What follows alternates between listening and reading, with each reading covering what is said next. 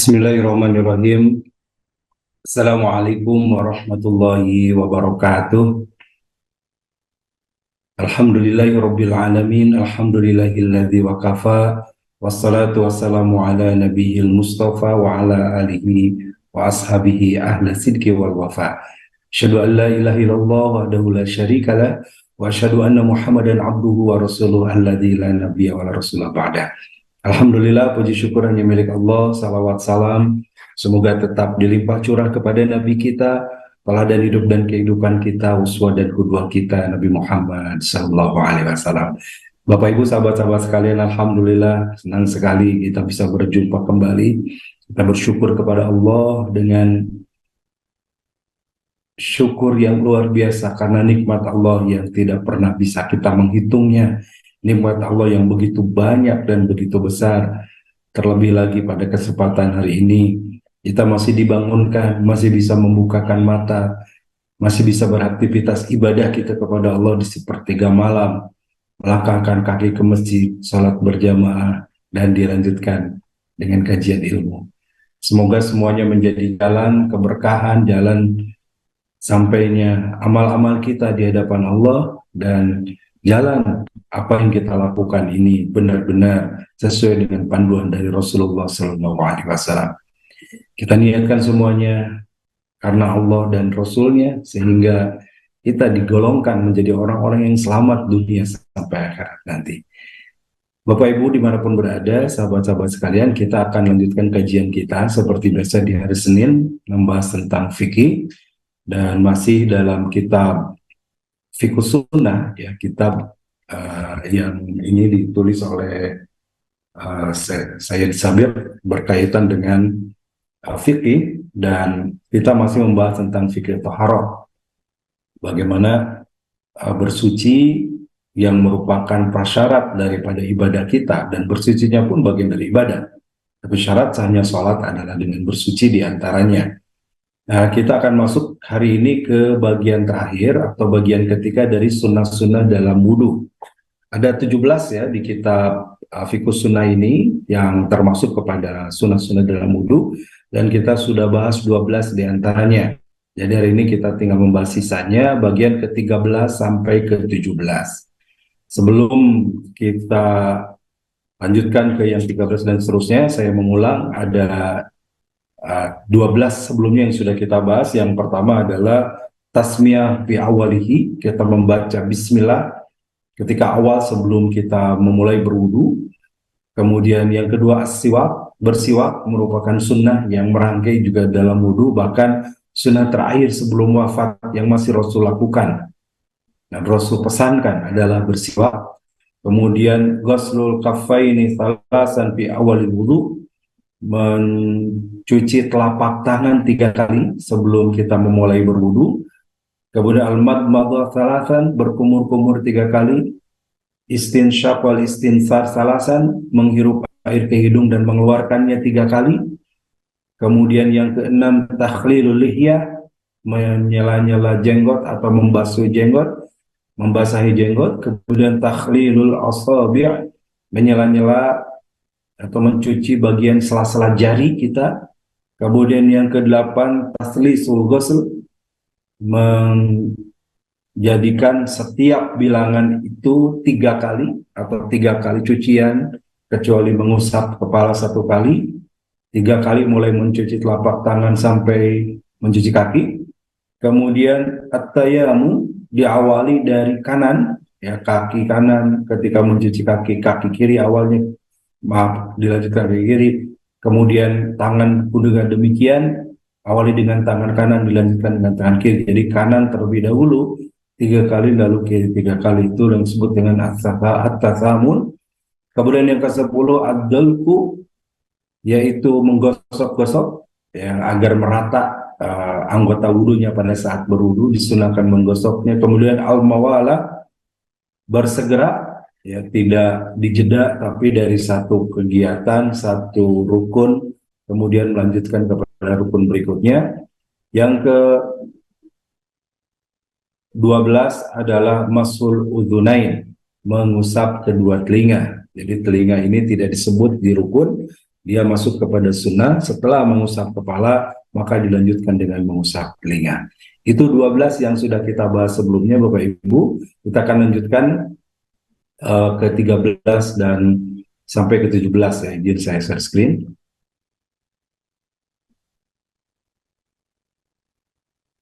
Nah, ini yang ke-13. Yang ke-13 adalah italatul ghurah wa tahjil, memperluas cakupan dan basuhan ya. Jadi ada batas-batas di anggota tubuh kita atau anggota wudhu kita. Ya, misalkan secara spesifik disebutkan di dalam Al-Quran ketika kita mencuci tangan, waghsilu wujuhakum, mencuci muka, batas muka itu mana? Batasnya dari biasa tumbuh jenggot atau dari dagu sampai biasa tumbuh rambut, ke samping sampai batas telinga. Itu artinya batas yang tidak boleh terlewat ya. Kemudian ketika tangan wa aydiyakum ilal marafiq, batas tangan mana? Sikut. Al marafiq, kedua sikut. Tetapi ketika melebihkan, nah itulah yang disebut dengan italatul ghurah wa tahjil. Melebihkan, kalau sikut kita batasnya ini sikut ya, pertigaannya, maka kita lebihkan, atau di persendian sikut ini kita lebihkan 1-2 cm dari batas sikutnya, itu yang disebut dengan italatul ghurah. Kaki, itu batas kaki mana? Sampai mata kaki. Ya, wa arjulakum ilal ka'bain, kedua mata kaki sampai ke, mencuci kaki sampai kedua mata kaki. Maka di atas mata kaki itu disebut dengan italatul ghurah. Kita memperluas basuhan ya. Nah, maksud dari hal itu bahwa seseorang yang berwudu dianjurkan untuk memperluas cakupan basuhan di bagian wajah. Tadi saya sampaikan itu ya, kalau wajah batasnya sampai dagu, lewat dagu itu boleh dilebihkan. Bahkan sekali lagi kalau yang berjenggot bisa membasahi jenggotnya, takhlilul lihya, yang membasahi jenggotnya. Kemudian lengan hingga lengan atas, ya lengan tangannya itu sampai sikut, di atas sikut namanya lengan, sampai lengan, jadi dilebihkan. Kemudian kaki hingga di atas mata kaki, karena batasnya ilal marafiq sampai ka'bain, dua mata kaki, maka di atas mata kaki itu termasuk kepada italatul ghurah, melebihkan basuhan. Abu Hurairah radhiyallahu anhu bercerita bahwa Rasulullah Shallallahu Alaihi Wasallam bersabda, inna ummati ya'tuna yaumal qiyamati, sesungguhnya umatku nanti akan datang di hari kiamat ghurran muhajjalin. Maaf, ini bukan buku ya, ini harusnya ghurran ya, ghurran muhajjalin min asaril wudu. Umatku nanti, kata Rasulullah, akan datang pada hari kiamat ghurran muhajjalin, dengan putih cemerlang wajah. Kenapa demikian? Min asaril wudu, disebabkan karena wudunya. Tadi wudunya baik, wudunya benar, dan wudunya dilebihkan, tidak kurang. Jadi maksud memperluas cakupan ini, jangan sampai batas yang ditentukan tadi, seperti misalkan mata kaki untuk kaki, atau lengan sampai sikut, tangan sampai sikut, jangan sampai kurang. Tapi kalau lebih, agar lebih sempurna, sehingga wudu tadi menjadi cahaya bagi seseorang di hari kiamat nanti. Ghurran muhajjalina min atharil wudu, nanti umatku akan bercahaya dikarenakan bekas wudu-wudu mereka. Ini yang ke-13, Bapak Ibu. Juga Abu Zarrah bercerita bahwa Abu Hurairah radhiyallahu anhu meminta air. Jadi satu ketika Abu Hurairah radhiyallahu anhu meminta air untuk berwudu, lalu kemudian membasuh kedua tangannya hingga melampaui sikutnya, dan membasuh kedua kakinya hingga melampaui mata kakinya. Abu Zar kemudian berkata, ya faqala faqultu ma hadza, kata Abu Hurairah, kenapa engkau lakukan ini? Kata Abu Zar kepada Abu Hurairah, lalu ma hadza, kenapa engkau lakukan? Faqala, maka Abu Hurairah menjawab, hadza mablagul al-hilyah, ini adalah anggota. Maksudnya ini adalah mablagul hilyah, tubuh ini adalah puncak hiasan. Maksudnya bagaimana? bahwa ya semuanya harus tercuci bagian anggota tubuh itu dan puncak hiasan, artinya nanti di akhirat akan bercahaya. Jadi yang dibasuhnya, yang kena airnya, anggota wudhu itu akan bercahaya, termasuk kalau dilebihkan supaya wudhunya lebih sempurna. Bapak Ibu yang baik, itu yang ke-13 ya dari sunnah-sunnah wudhu. Yang ke-14, al-ittisal filma wa in kana i'tirafu minal bahr. Hemat dengan penggunaan air, bahkan sekalipun penggunaan air itu atau dia berwudu minal bahr, berwudunya di lautan. Ya kan, kalau lautan airnya banyak nggak akan pernah berkurang. Tetap Rasul menganjurkan tidak boleh berlebihan. Saat berwudu hendaklah hemat dalam penggunaan air, walaupun di lautan, gitu ya. Anas radhiyallahu anhu meriwayatkan bahwa Nabi SAW mandi dengan 4 hingga 5 mud air dan berwudu hanya dengan 1 mud air. Ya, berapa ukuran 1 mud? Kurang lebih 1 genggaman orang dewasa. Jadi 1 genggaman tangan orang dewasa itu 1 mud. Mungkin lebih mudah bayangan kita 1 gayung. Itu ya 1 mud itu. Rasulullah mandi itu hanya dengan 4 sampai 5 mud air. Berarti cukup 4 sampai 5 gayung saja sudah cukup kita mandi. Dan berwudu hanya dengan 1 mud air. Artinya wudu beliau 1 gayung itu sudah cukup. Ya. Karena Nabi SAW yattasilu bisa, maka Nabi SAW beliau mandi dengan 1 sa', ya 1 sa' itu 4 mud, ya hingga 5 mud, atau lebih dari 1 sa' tadi, ila khamsata amdad wa yatawadda bimuddin, dan berwudu dengan 1 mud air. Riwayat muttafaq alaih, ini yang meriwayatkan bahwa Rasulullah berwudu dengan 1 mud tadi. Abu Abdullah bin Abi Yazid, ini diriwayatkan dari Abu Abdullah bin Abi Yazid, anna rajulan qala li Ibnu Abbas radhiyallahu anhu, bahwa ada seseorang yang bertanya kepada Ibnu Abbas, semoga Allah meridainya. Dia bertanya, kam yaktafi minal wudu. Dia bertanya kepada Ibnu Abbas, berapa banyak air yang digunakan untuk berwudu? Ya, terjemahan bahasa kurang lebih begitu ya. Qala, maka Ibnu Abbas menjawab, mudan, 1 mud. Kemudian bertanya lagi, wa kam yaktafi lil ghusli, dan berapa banyak air yang digunakan untuk mandi besar, untuk mandi ya, yang cukup untuk mandi besar, lil ghusli tadi. Maka qala sa'an 1 sa', artinya 4 mud 1 sa' itu ya. 4, mudahnya pikiran kita, bayangan kita, 4 gayung ya, 4 gayung cukup untuk mandi. Itu jawab Ibnu Abbas. Faqala rajulu, maka laki-laki tadi yang datang bertanya kepada Ibnu Abbas, yang diceritakan oleh Abu Abdullah bin Abi Yazid, mengatakan, la yaktafini, enggak cukup kalau segitu bagiku. Faqala la amala qad kafa min man huwa khairu minka.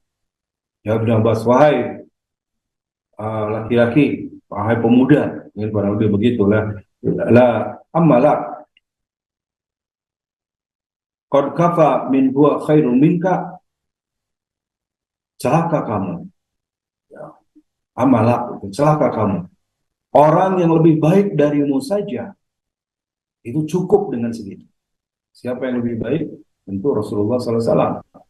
Rasulullah orang yang lebih baik daripada kamu, cukup dengan air sebanyak itu. Jadi kenapa engkau berlebihan? Kurang lebih begitu ya. Ini kita evaluasi juga buat kita Bapak Ibu ya, agar jangan sampai kita terlalu berlebihan dalam penggunaan air. Bahkan sekarang ke depan, bahkan masalah kita adalah krisis air ya. Alhamdulillah, mungkin beberapa tempat sekarang sudah mulai hujan. Bahkan saya dengar kemarin Cianjur sempat banjir ya. Tapi sebelumnya beberapa bulan kita sudah mulai kekurangan air. Di beberapa tempat sudah susah air. Mereka yang peduli akan lingkungan melakukan daur ulang, artinya air yang sudah digunakan seperti bekas wudhu, bekas mandi itu bisa ditampung lagi dan bisa dimanfaatkan untuk nyiram tanaman, untuk mencuci saat buang air besar dan sebagainya, itu bisa dimanfaatkan ya. Bagian dari go green ya, bagaimana hijau pesantren juga green pesantren, bagaimana juga hijau dengan tanaman itu dipelihara, kemudian air juga dijaga.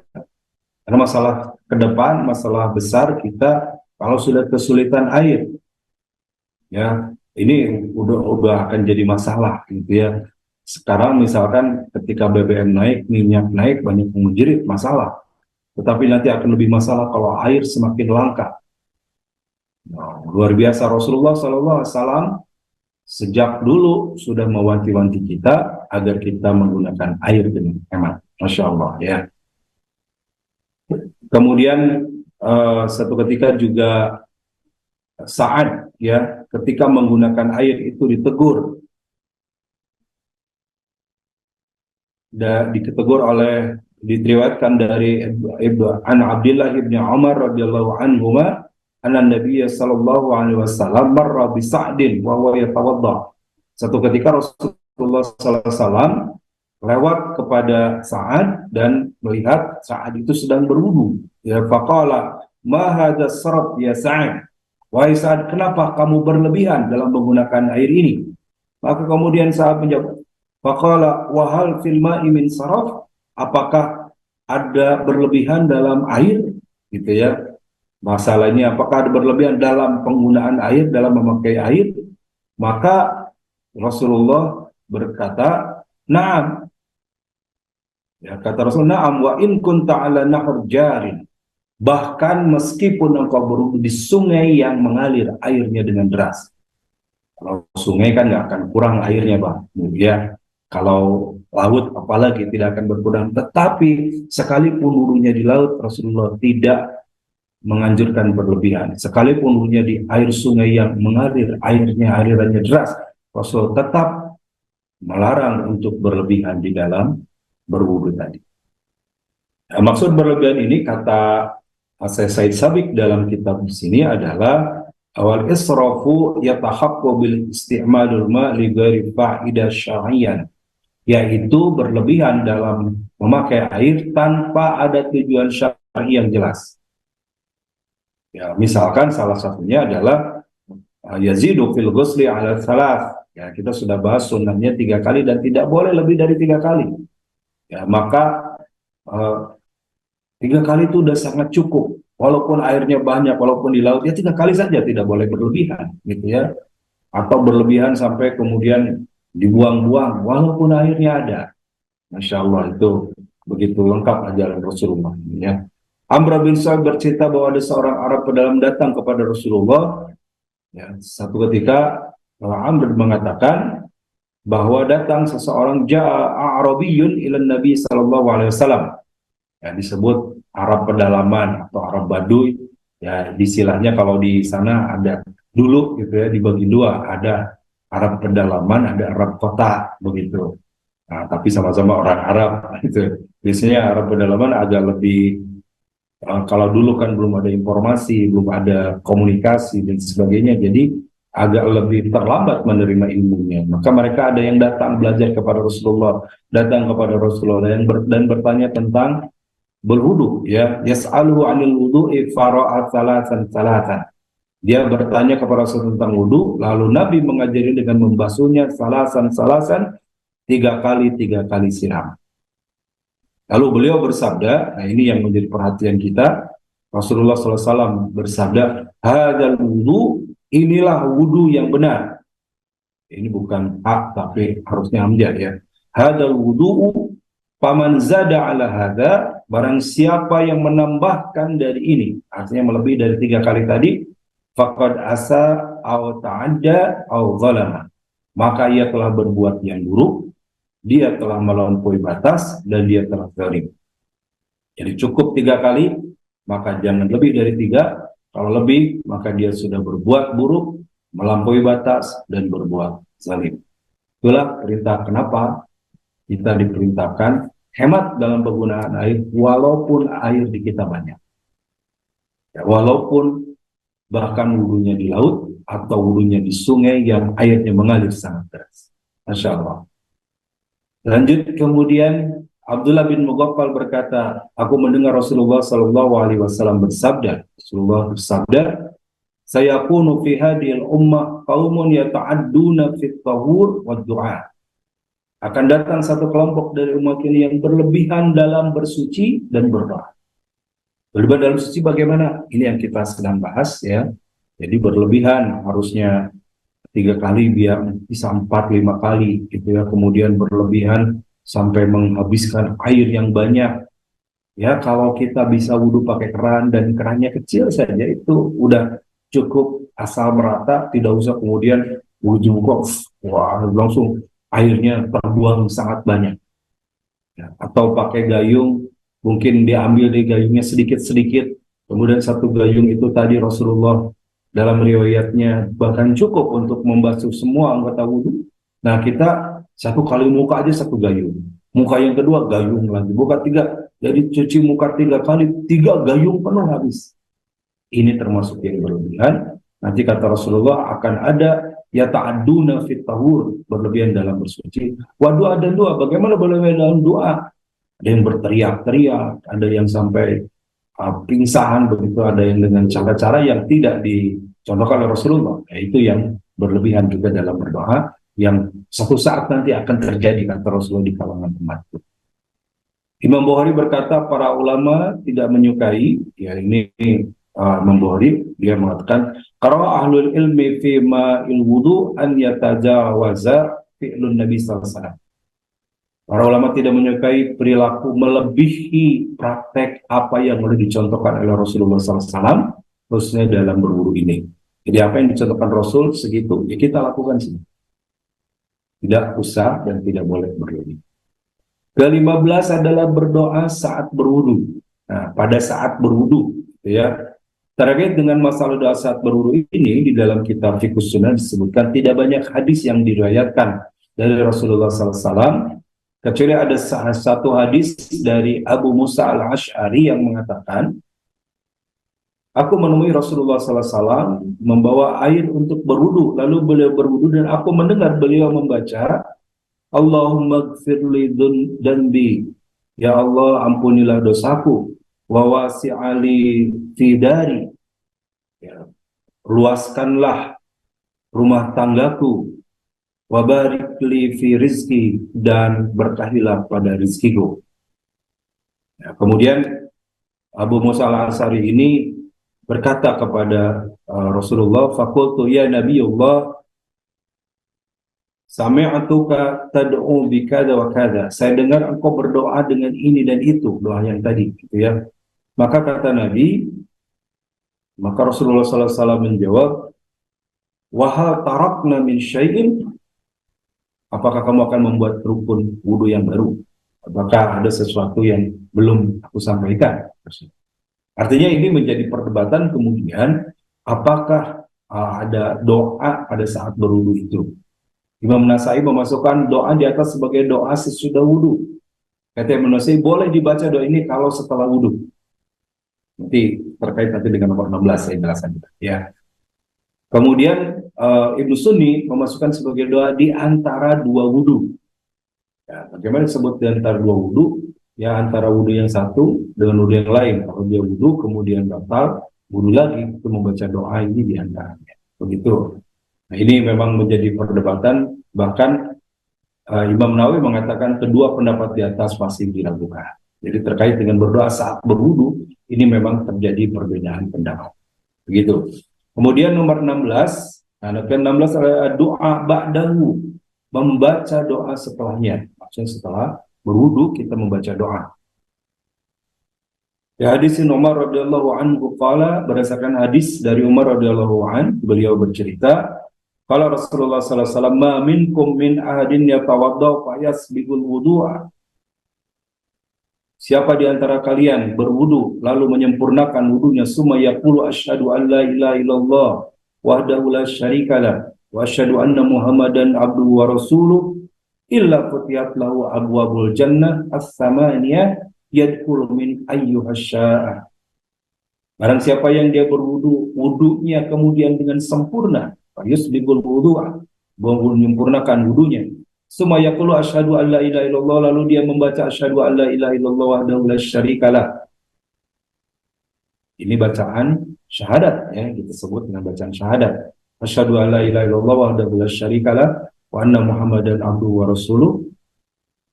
Aku bersaksi bahwa tidak Tuhan selain Allah, tidak ada sekutu baginya, dan aku bersaksi bahwa Muhammad utusan Allah.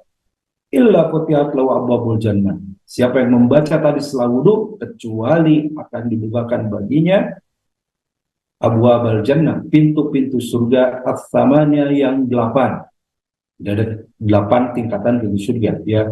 Pintu neraka ada 7, pintu surga ada 8. Yadkhulu min ayyuhal ma, dia bisa masuk dari pintu mana saja yang dia kehendaki. Masya Allah. Kalau berwudunya sempurna, benar, lalu setelah wudu dibaring dengan membaca syahadat, ya, maka akan bisa masuk surga melalui pintu mana saja. Hadis ini diriwayatkan oleh Imam Muslim ya, di dalam kitab Sahih Muslim ini. Imam An-Nasai berkata, usai menceritakan hadis di atas, ya, kemudian Imam An-Nasai mengatakan dengan kalimat, maka lembaran itu akan ditempel, kemudian diletakkan di arsy dan tidak akan rusak hingga hari kiamat. Insya Allah ya, bahwasanya ini akan menjadi catatan bagi seorang hamba. Khatama aidai bi khatimil wada'at tahtal arsy falam taksiru ila yaumil qiyamah. Jadi catatan dia berwudu dengan baik tadi dicatat menjadi amal saleh, dan amal saleh itu ditempel. Itu jangan bayangkan tempel kita ya pakai alat begitu. Jadi catatannya disimpan, ditempel di hari kiamat nanti, kemudian diletakkan di arsy yang menjadi amal saleh yang akan menjadi pemberat kebaikan, membuka pintu surga bagi orang yang melakukan wudu dengan baik tadi.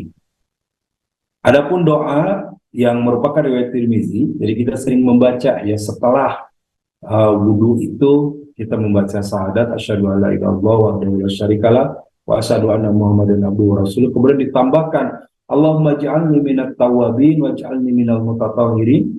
Harusnya pakai titik yang di sini. Allahumma ij'alni minat tawwabin waj'alni minal mutatahhirin. Ini riwayat Imam Tirmizi. Ada juga yang menambahkan dengan waj'alni min ibadikas shalihin. Ya.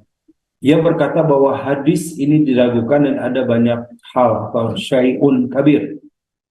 Ada hal yang mengakibatkan hadis ini, banyak hal yang mengakibatkan di sini tidak sahih. Nah, walau demikian, karena anjurannya berdoa, maka boleh baca doa mana saja. Setelah syahadat tadi, mau baca Allah baca ini boleh, atau baca doa yang tadi yang di nomor 15 ya, Allahumma gfirli danbi wa wasi'ali fi dari wa barikli fi rizki, boleh ya. Bahkan setelah syahadat kita baca doa untuk orang tua misalkan, atau doa minta rizki, atau doa keselamatan, atau bahkan memakai doanya pakai bahasa kita, itu boleh. Karena yang disunahkan adalah berdoanya, tetapi teks doanya bebas ya, termasuk walaupun ini hadisnya lemah, kita tidak bermaksud mengamalkan hadis lemah, tapi berdoa dengan konteks yang ini ya, Allahumma inni minat taubin, ya Allah masukkan aku golongan orang yang taubat, waj'alni minal mutatahhirin, dan golongan orang yang bersuci, yang mensucikan diri. Bisa ditambah juga min ibadikas shalihin, dari golongan waj'alni min ibadikas shalihin, golongan hamba-hambamu yang saleh. Ini pun boleh ditambahi demikian. Begitu ya, ini untuk terkait dengan doa setelah wudu. Jadi yang utamanya adalah baca syahadat. Setelah syahadat mau pakai doa yang lain silakan. Terakhir, yang ke-17 adalah salat 2 rakaat sesudah wudu. Ini yang dinamakan dengan salat syukur wudu. Hadis yang sangat populer tentang doa ini adalah hadis yang terkait dengan Bilal ya. Li hadisin Abu Hurairah radhiyallahu anhu anna Rasulullah sallallahu alaihi wasallam qala li Bilal. Satu ketika Rasulullah sallallahu alaihi wasallam berkata kepada Bilal, dari hadis yang diterima dari Abu Hurairah, ya Bilal, hadatsani bi arji amalat amal tahu fil Islam. Ini sami'tu difu na'alaika. Wahai Bilal, ceritakan kepada kami amal apa yang paling baik yang telah kamu kerjakan dalam Islam. sebab aku mendengar suara-suara langkah kakimu di surga. Jadi Bilal masih di dunia, terompahnya sudah terdengar di surga. Ya. Dafna alaik sudah terdengar di surga. Baina yadai fil jannah. Ya, sendalnya terompahnya terdengar di surga. Lalu kemudian Bilal berkata, ma'alim tu amalan arji inda man ana lam ataharu tahuran fi sa'atin minal laili aw naharun illa salaitu bidzalika tahur ma kutiba lahu an usalli. Aku tidak melakukan amal yang menurutku lebih baik pada malam hari atau siang hari daripada illa salaitu bidzalik, kecuali salat dengan hal itu yang dilakukan at-tahur ma katabali an usalli. Ya, aku lakukan setiap kali aku selesai bersuci untuk wudhu tersebut. Jadi setiap kali selesai bersuci atau wudhu, maka dilanjutkan dengan salat sunat 2 rakaat. Maka itu amal yang aku cintai, kata Bilal, dan dia lakukan sampai beliau wafat. Nah, tentu ini bukan hal yang mudah, Bapak Ibu ya. Pertama, agak sulit atau tidak mudah, kita sangat perlu berjuang untuk menjaga agar tidak batal wudhu. Nah, dan yang kedua, dulu Bilal, kita tahu itu ya, zaman dulu tidak semudah sekarang air di Arab Saudi. Bahkan jauh dengan Indonesia yang kita air bisa ada di mana-mana. Mereka kesulitan air, susah cari air, tetapi Bilal tetap mencari air untuk berwudu, untuk bersuci ketika dia batal wudu, dan tidak meninggalkan sholat 2 rakaat setelah berwudu tersebut. Ya. Uqbah bin Amr bercerita bahwa Rasulullah SAW bersabda, siapa yang berwudu, ma'ahadun, dari Uqbah bin Amr ya, Rasulullah bersabda, ma'ahadun yatawadda fayuhsinul wudu'a fa yusalli rak'ataini yaqbalul qiblata wa wajhihi alaihima illa wajabat lahul jannah. Siapa saja yang berwudu kemudian menyempurnakan wudunya, yatawadda fa ahsinu fa yuhsinul wudu'a, memperindah wudunya, maksudnya menyempurnakan wudunya dengan baik, ya. Wa yusalli rak'ataini, kemudian melakukan salat 2 rakaat. Setelah wudu dilanjutkan dengan salat 2 rakaat. Yaqbalul bi qalbihi, yaqbalul bi qalbihi itu menghadap dengan hatinya, maksudnya salatnya dengan khusyuk. Salat setelah wudu, salat dengan khusyuk 2 rakaat. Wa wajhahu, ya, dengan yaqbalul bi qalbihi wa wajhihi, hadisnya begitu ya, balu qalbi wa wajhihi, menghadapkan hati dan wajahnya, gitu ya, maksudnya bahasa kitanya dengan penuh khusyuk. Illa wajibat lahul jannah, kecuali Allah akan memasukkan dia ke dalam surga, mewajibkan dia masuk ke dalam surga. Artinya dia akan mendapatkan balasan surga bagi orang yang berwudu dengan baik, setelah wudu kemudian dilanjutkan dengan salat sunat 2 rakaat. Hamdan, ya, Hamdan ini seorang hamba saya atau pelayan dari Utsman, ya, Maula Utsman bin Affan. Ya, dia melihat annahu ra'a Utsman bin Affan radhiyallahu anhu da'a bi wudu'in. Suatu ketika melihat majikannya Utsman bin Affan itu mengambil air wudu. Fa afraga ala yaminihi min ina'ihi faghassalaha thalatha marrat, lalu kemudian memasukkan tangannya ke dalam air tersebut, lalu mencucinya 3 kali. Ya, artinya dulu dibayangkan tidak ada gayung, pakai mud tadi, ya, pakai genggaman tangan. Ya, kemudian mencuci tangan, lalu fataban walastan syaka, mencuci, berkumur-kumur dan menghirup air ke hidung. Kemudian faghassala wajhahu, mencuci mukanya. Kemudian juga tangannya sampai sikutnya 3 kali. Lalu beliau berkata, man tawadda nahwa wudu'i hadza, siapa yang berwudu seperti wuduku ini, summa shalla rak'ataini, lalu melakukan salat 2 rakaat, la yahdisu fihi ma nafsahu, kemudian salatnya itu dengan penuh kehusuan, ghufira lahu ma taqaddama min dzanbi, maka dosa-dosa yang telah lalu akan diampuni oleh Allah Subhanahu wa taala. Rawahul Bukhari, riwayat Imam Bukhari. Nah, demikian Bapak Ibu, sahabat-sahabat sekalian, 17 ya, 17 sunnah-sunnah di dalam wudhu. Jadi 17 poin ini menjadi hal yang tidak kita tinggalkan ya, karena bagian yang dianjurkan oleh Rasulullah SAW. Dalam kitab ini ada tanbih ya, tanbih itu jadi tambahan, bahasa Indonesianya, kalau bahasa Sunda tambihan, itu dalam bahasa Arab ya. Ada kalimat ma baqiya min ta'ahidi mawqi'il ainain wa ghadunul wajhi wa min tahrikil khatim wa min mashil atki lam yata'arradu li dzikrihi. Ada beberapa hal yang tidak kami sebut, kata Imam Said Sabiq sebagai penulis kitab ini, atau tidak kami bahas.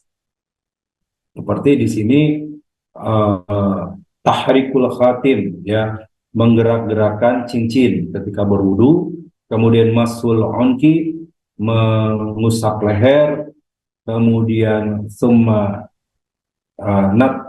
nata'arid lidzakrihi ya, mengusap bagian-bagian kerutan wajah. Hal tersebut nata'arid lidzakrihi tidak disampaikan li'annal ahaditsu fiha lam yablugh darajat sahih, karena hadis tersebut tidak sampai kepada derajat sahih. Namun demikian, kata beliau, wa in kana ya'lamu biha, apabila melakukannya ya, tatmiman linnadafati, hal yang baik yang akan menyempurnakan bagian proses dari wudu. Jadi walaupun tidak dimasukkan bagian dari sunnah dan tidak masuk ke 17 tadi ya, seperti menggerakkan cincin, mengusap leher, mengusap kerutan wajah, itu bagian yang juga boleh dilakukan dan dianjurkan sebagai penyempurna wudu.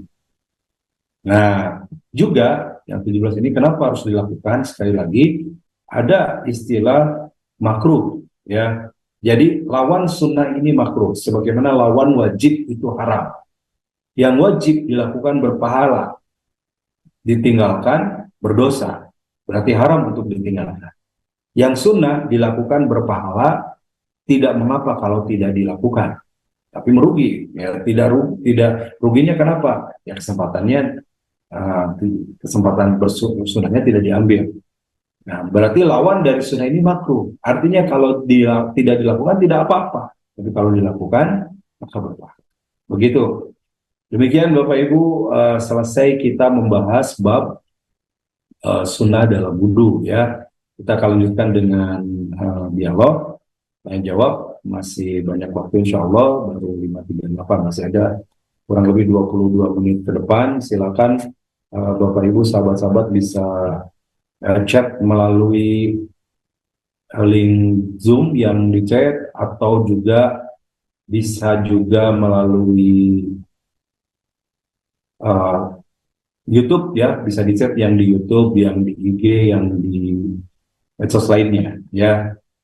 Iya, nanti saya dari Ibu Wati materinya nanti di share Bu ya. Saya nggak bisa cara nge-share, jadi saya titip ke operator. Kemudian dari Puji Hartono di Zoom ya.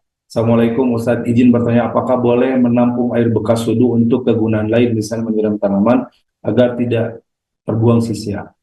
Oh, bagus Pak, tidak hanya boleh ya, sebaiknya demikian. Nah, sekarang ini dengan kesadaran kita akan kekurangan air, itu harusnya sudah melakukan semua demikian. Jadi air bekas wudu, air bekas mandi itu jangan dibuang, ditampung. Bisa manfaat, di antaranya untuk menyiram tanaman, di antaranya untuk ya membasahi misalkan area yang itu berdebu. Itu sangat bagus Pak. Ya, tidak sia-sia dan manfaat ya. Ini kita dorong lakukan di Dertoid, ada program Green pesantren hijau. Di antaranya selain penghijauan yang dilakukan adalah juga bagaimana menjaga air ya agar sustainable, agar terus berkelanjutan. Mungkin hari ini kita masih cukup, anak-anak kita masih bisa, tapi bagaimana cucu cicit ke bawah nanti kalau mereka sudah kesulitan air, kita ikut tanggung jawab. Maka dari sekarang kita hemat air begitu ya. Begitu. Oke, kita buka di medsos yang lain. Kalau sudah ada kita baca. Ini dari IG ya, dari IG Tarmini. Maaf Ustaz, izin bertanya, apakah boleh wudhu dengan menggunakan air dalam bentuk spray ketika sedang dalam perjalanan? Terima kasih. Ya, boleh, gitu ya. Ketika dalam keadaan perjalanan, keadaan safar, air terbatas, maka airnya boleh dimasukkan ke spray, disemprotkan sampai airnya cukup, cuci muka kita. Ya. Semprotkan lagi, nanti cuci tangan kita. Semprotkan lagi, cuci tangan kita. Begitu sampai sempurna. Dalam keadaan terbatas, keadaan darurat, boleh. Ya. Yang penting kalimatnya ada adilku, yaitu merata, ya, dan diratakan dengan digosok-gosok, diratakan supaya semua anggota yang harusnya tercuci itu tercuci dengan rata. Begitu Bu. Jadi boleh kondisi darurat dengan spray ya yang diisi oleh air. Kemudian masih di IG Irma Pradia, kalau buang angin saat berwudu apakah harus mengulang? Betul. Ya, kalau misalkan kita berwudu sudah dari awal baca basmalah, mencuci telapak tangan, berkumur-kumur, menghirup air ke hidung, mencuci muka, mencuci tangan, begitu mau mengusap kepala keluar angin, kentut, berarti batal tuh, ulangi dari awal. Ya, tidak dilanjutkan wudhunya, tapi ulangi lagi dari awal, ulangi lagi dari basmalah, ulangi lagi dari mencuci telapak tangan, lalu lanjutkan sampai selesai. Begitu ya. Baik, kita ke Zoom lagi. Ada yang raise hand, seperti biasa Ibu Yuniati. Silakan Bu, raise hand supaya uh, terjadi dialog. Bisa dibantu operator?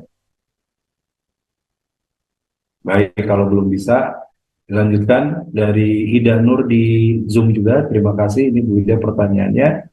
Mohon info apabila orang tua sakit hanya berbaring di tempat tidur sehingga tidak bisa mengambil wudhu ke toilet. Apakah boleh dengan tayamum atau tetap harus berwudhu dengan air dan menyemprotkan air sedikit demi sedikit? Ya, kondisi sakit ini kondisi darurat ya. Kalau masih bisa digunakan air, misalkan kita bantu berwudhu, kita siapkan air karena boleh jadi mungkin karena fisik tidak bisa jalan, tapi karena air masih tidak ada masalah, diwudukan seperti itu dengan sedikit air boleh, itu lebih baik. Tapi kalau tidak sama sekali bisa ganti dengan tayamum, tidak apa-apa ya. Udah terbaring, jalan ke kamar mandi susah, kemudian diwudukan juga sulit kondisinya, tayamum saja. Jadi tayamum juga berat karena tangannya susah digerakkan. Udah tayamum kan sama kita, boleh ya. Usapkan ke mukanya, usapkan ke tangannya, itu sudah selesai. Begitu ya. Semoga cepat sehat dan Rasulullah menganjurkan ya melakukan ibadah ini masyi'ta, jadi semampu kita. Artinya tidak usah memaksakan. Kalau tidak bisa, nggak bisa jalan, dipaksakan sampai didorong. Dan ada yang sampai tidak melakukan karena kesulitan. Lakukan yang bisa dilakukan. Kalau bisanya tayamum, tayamum saja, nggak usah dipaksakan. Begitu ya. Lanjut di YouTube dari Wiwi. Assalamualaikum Ustaz. Jika sudah wudhu lalu salat, dalam salat kita merasa kantung kemih mengeluarkan sedikit air kencing. Apakah langsung batal atau lanjut salat sampai selesai? Ada hadis yang berlaku secara umum ya bahwa Rasulullah SAW ketika ada orang yang merasa ada masalah gitu ya di dalam perutnya, misalkan aduh ini kentut atau tidak ya, nah, ada masalah nih, nah maka jangan dia batalkan wudhunya sehingga dia jelas riuha au sautuha, sehingga jelas ada suara atau baunya. Itu terkait dengan kentut ya. Nanti kita bahas pekan depan di pembatal-pembatal wudhu terkait ini ya. Nah, termasuk juga kencing nanti. Apakah ini yakin keluar atau tidak? Kalau yakin keluar, maka dia harus mengulangi wudhunya. Kalau ada bagian yang terkena, misalkan mohon maaf kena ke pakaian dalam kita, celana dalam, maka harus diganti ya, karena najis kalau itu air kencing. Tapi harus dipastikan, diyakinkan. Kalau masih ragu dan was-was, tinggalkan keraguan itu. Nah, spesifik tentang bab membatalkan wudhu, insya Allah pekan depan ya, mohon maaf ya, kita akan bahas lebih dalam pekan depan ya Mbak Wiwi ya. Kemudian masih di IG dari Emasri Mariati. Assalamualaikum warahmatullahi wabarakatuh. Izin bertanya Pak Ustadz. Jadi setelah kita sholat sunat wudhu, maka bisa dilanjutkan dengan sholat sunat tahiyatul masjid. Ya boleh. Misalkan setelah wudhu, kita melakukan sholat syukur wudhu, gitu ya. Kemudian mau sholat tahiyatul masjid silahkan. Karena terkait sholat tahiyatul masjid itu hadisnya, man dakhalal masjida fala yajlis hatta raka'ataini. Siapa yang masuk masjid maka dia tidak boleh duduk kecuali sholat 2 rakaat. Duduk tersebut, sholat kan bukan duduk, dia sholat, gitu ya, bukan duduk. Jadi kalau mau 10 dulu silakan 10, kemudian sholat lagi 2 rakaat dengan niat tahiyatul masjid boleh ya. Masya Allah, ini luar biasa, sangat antusias sekali untuk ibadah sehingga dua-duanya bisa dilakukan ya. Baik, dari Dede Solihat di Zoom, izin kalau untuk adab pada saat wudhu ketika akan mandi junub bagaimana? Sama ya, adabnya wudhu sebagaimana wudhu hendak sholat, semua anggota tubuh diawali dengan basmalah, cuci tangan, membuat kumur-kumur hidup air ke hidung, mencuci muka, mencuci tangan keduanya sampai sikut, kemudian kepala sampai telinga, nah baru mandi seluruh tubuh. Nanti kaki terakhir ya. Detailnya juga kita akan bahas di bab mandi junub ya. Begitu Ibu Dede. Lanjut kemudian di IG lagi dari IG Din 30.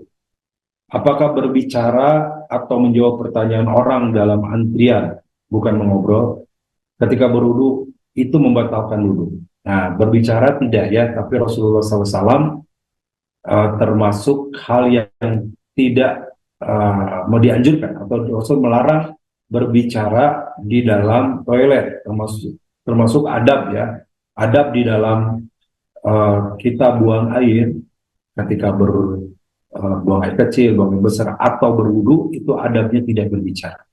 La yatakalamu syai'un, tidak berbicara apapun, sedikit hal apapun, termasuk tidak boleh di dalamnya membaca Quran, berzikir, menyebut nama Allah secara jahriyah. Jadi kalaupun mau zikir ya dalam hati boleh, tapi nggak boleh dikeraskan. Kalau kita berada di toilet atau tempat wudhu, Rasulullah ketika sedang berwudhu, lalu kemudian ada yang menjawab membacakan salam kepada Rasulullah tidak menjawab. Beliau lanjutkan wudhunya sampai selesai, keluar dari tempat wudhunya, baru beliau menjawab salam sahabat yang tadi mengucapkan salam. Begitu ya untuk IG. Ini ada yang raise hand, boleh dibantu? Ada Bu Yuniarti, ada Ibu Pice. Halo, Assalamualaikum. Silakan Ibu Dokter Pice. Ya. Siapa dulu nih? Halo? Iya, silakan Bu. Pak Ustadz, saya mau tanya untuk berwudu ini. Kalau misalkan wudu di tempat umum ya Ustadz, apalagi pada saat ihram, itu bagaimana untuk membasuh kakinya gitu? Karena ada yang saya dengar juga bisa katanya untuk hanya mengusap kaki itu dengan air pada saat kakinya tuh pakai kaos kaki gitu Ustadz. Nah, Ya, apakah itu? Tapi saya belum yakin gitu ya Ustadz ya. Karena baik. makanya mau bertanya dulu sama Ustadz gimana. Assalamualaikum. Waalaikumsalam warahmatullahi. Ya betul Bu, itu ya. Itu yang disebut dengan maskufain atau mengusap dua punggung kaki. Jadi ketika kita berada di tempat yang umum ya, yang beda dengan kita berwudu atau mandi yang di dalam toilet sendiri itu, kalau di tempat umum kan tetap kita harus menjaga aurat. Ya seperti kita bahas pekan lalu, wudu bagaimana di tempat umum, apakah buka kerudung? Tidak usah buka kerudung, ya usap saja dengan kerudungnya. Tangannya gimana? Masukkan ke dalam kerudung, maka di dalam kerudung tangannya dibasuh. Bagaimana dengan kakinya? Kalau itu khawatir kelihatan oleh orang lain, banyak yang di situ non muhrim begitu, maka usap bagian punggung kaki atau bagian kaki bagian atasnya. Itu disebut dengan maskufain. Berapa lama? Bagi yang mungkin tidak bepergian jauh, maka 1 hari. Jadi lewat dari 1 hari harus sudah dibuka. Ya, dalam 1 hari kemudian mengusap itu boleh, walaupun sampai 2-3 kali wudhu, tapi sebelum 1 hari maka masih boleh. Bagi yang safar maksimal 3 hari. Setelah 3 hari dia harus buka. Tapi nanti perjalanan lagi, ya pakai lagi, 3 hari ke depan lagi boleh dibuka lagi. Jadi gitu Bu, boleh Mas Hufaid ya mengusap kedua punggung kaki, begitu. Baik, Ibu Yuniarti silakan. Masih ada yang raise-kan lagi? Ya, Pak Ustadz. Assalamualaikum warahmatullahi wabarakatuh, Pak Ustadz. Izin bertanya, Pak Ustadz. Kalau Ya, misalnya kita berwudu kan nggak, apalagi mandi, kita nggak boleh menghambur-hamburkan air ya, Pak Ustadz ya. Nah, ya, itu kan kadang-kadang ada yang kalau misalkan eh, berwudu atau mandi ada yang menghambur-hamburkan air. Nah, sedangkan air itu kan kita harus menggunakannya seperlunya ya, Pak Ustadz ya. ya, Nah, saya itu mengalami pas sering begitu pas saat itu bagaimana Pak Ustadz kalau menemukan seperti itu tidak kalau. ya. Ya diperbaiki aja Bu, bertobat dan diperbaiki ya. Karena Rasulullah SAW tadi bersabda, eh, barang siapa yang melakukan itu, gitu ya, bahwa yang berlebihan itu merupakan bagian yang dilarang, gitu. Bahwa Rasulullah bersabda, satakunu fi hadhil ummah qaumun yata'adduna fi tahur wa du'a. Akan ada orang-orang nanti satu saat berlebihan di dalam bersuci dan berdoa. Ya, segala sesuatu yang berlebihan itu pasti nggak baik. Kenapa Rasul mencontohkan cukup 3 kali maksimal, nggak boleh lebih dari 3. Itu pasti kalau berlebihan tidak baik. Ya, hadal wudu faman zada ala hada faqad asaa aw ta'adda aw zalama. Sampai Rasul menegaskan wudu itu seperti ini nih, seperti dicontohkan oleh Rasul kepada seorang Arab yang tadi datang dan Rasul mencontohkannya dengan salasan 3 kali 3 kali. Ada luru ini wudhu yang benar. Artinya 3 kali 3 kali tidak boleh lebih. Paman jada hada, siapa yang lebih dari ini, fakad asa'a, dia telah berbuat buruk, atau ta'adda, melampaui batas, atau ghalama, atau telah zalim. Ya, kalau kita hemat, airnya bisa manfaat buat yang lain, nggak zalim bagi yang lain. Kita berlebihan, orang lain mau wudhu, nggak kebagian karena kita yang berlebihan, zalim kepada orang lain. Nah gitu Bu, jadi mulai dari sekarang saja. Kalau kamar-kamar berlebihan ya mulai dari sekarang, gitu ya. Hemat. Ya Pak Ustadz. Nah tentu saja juga hemat di sini jangan terlalu mirip juga sampai kemudian ada bagian yang tidak tercuci. Sampai ke bagian, apalagi mandi kan, kalau mandinya mandi besar, mandi junub, maka tidak boleh ada yang tidak tercuci, tidak boleh yang terlewat. Ya maka sempurnakan, tapi sekali lagi tidak berlebihan. Begitu ya. Begitu Ya Pak Ibu Ustadz. Ya Yuniarti. pada. Iya Lanjut kalau Ibu Ustadz atas Julaiha jawabannya. Amun. Assalamualaikum warahmatullahi wabarakatuh. Ya, Waalaikumsalam. Terima kasih, Bu. Ibu Julaiha di Zoom. Assalamualaikum warahmatullahi wabarakatuh. Mohon izin bertanya, bagaimana ketika tidak ada air mengalir, hanya ada gayung? Ya, sama Bu, gayung juga tidak boleh berlebihan. Bahkan tadi kalau kita baca hadisnya, Rasul itu diriwayatkan dari Ibnu Umar, wudu bisa'in. Wudunya dengan satu sok saja. Satu sok itu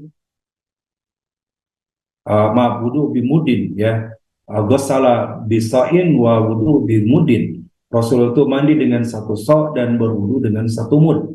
Satu sok itu kurang lebih 4 gayung, satu mud kurang lebih 1 gayung. Jadi wudunya cukup 1 gayung. Ini kurang lebih ya, artinya juga lebih-lebih dikit tidak masalah.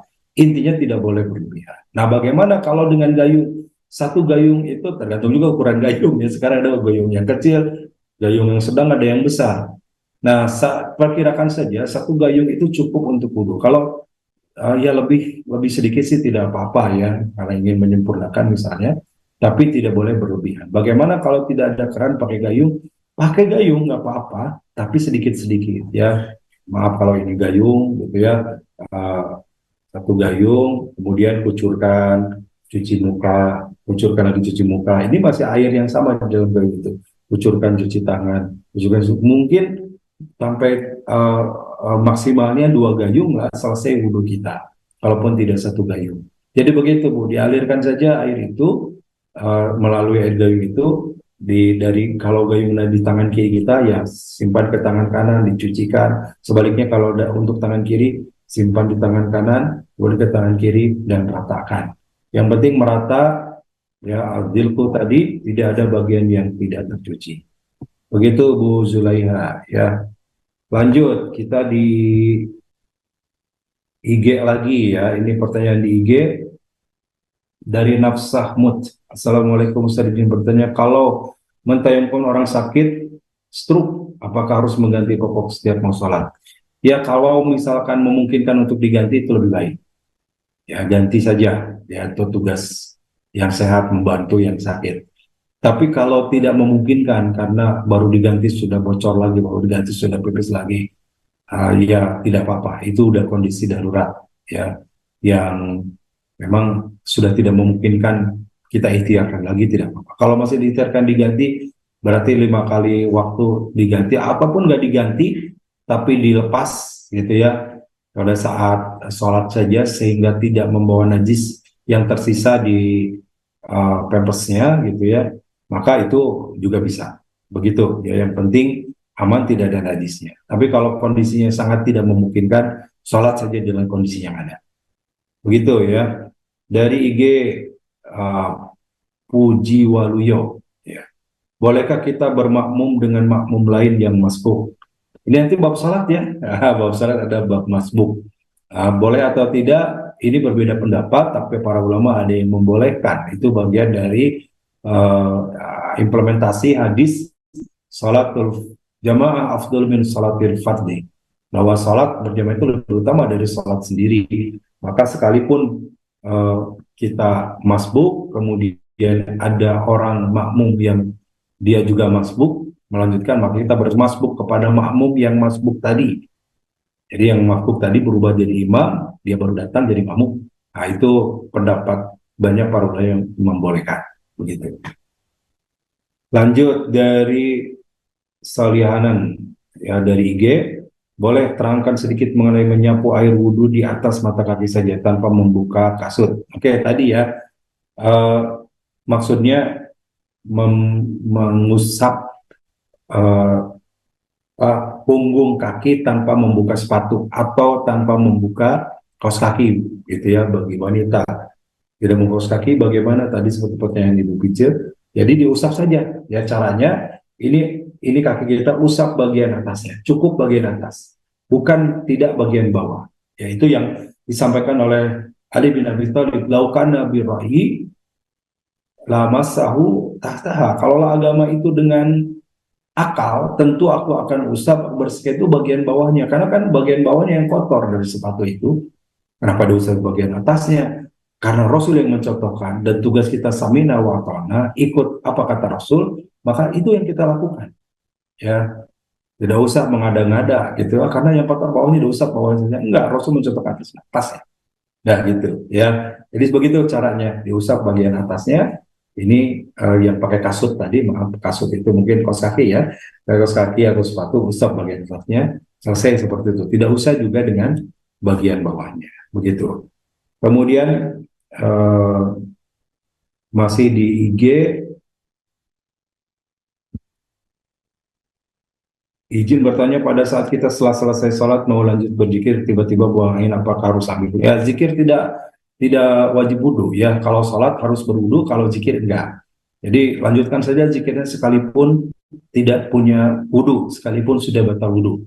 Kita di kendaraan perjalanan sambil zikir boleh, baca Quran sambil duduk baca Quran boleh.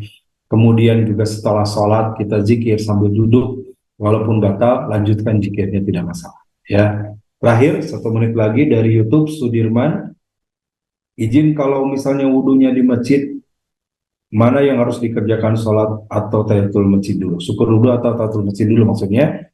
Nah, boleh, tadi sudah dibahas ya, silakan sholat syukur wudhu dulu, dilanjutkan dengan tahiyatul masjid. Tapi kan itu duduk, hadisnya jangan duduk. Kita tidak berniat duduk, tapi sholat ya. Jadi sholat syukur wudhu mengiringi wudhu yang kita lakukan, lalu sholat tahiyatul masjid karena kita datang masuk ke dalam masjid sebagai bentuk penghormatan kita terhadap masjid. Sebagaimana contoh Rasulullah, dilanjutkan sholat 2 rakaat atau sholat tahiyatul masjid.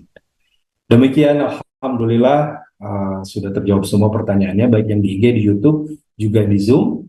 Terima kasih sahabat-sahabat sekalian, Bapak Ibu, dan sudah selesai tuntas bab pembahasan tentang sunnah-sunnah dalam wudhu. Ya, kita akan lanjutkan pekan depan, insya Allah. Semoga Allah sehatkan kita semua. Bab nawafidul wudhu, hal-hal yang membatalkan wudhu apa saja. Ya, Kita berseri ya, insya Allah berdasarkan kitab Fiqhus Sunnah ini. Mudah-mudahan ada manfaatnya dan bisa kita praktekkan, mengkoreksi dan memperbaiki ibadah kita sesuai dengan sunnah yang dicontohkan oleh Rasulullah. Terima kasih dan mohon maaf. Aku lupa lihat wa astagfirullah li wa lakum. Subhanakallahumma bihamdika asyhadu an la ilaha illa anta astaghfiruka wa atubu ilaik. Saya Mulyadi Al-Fadil undur diri. Assalamualaikum warahmatullahi wabarakatuh.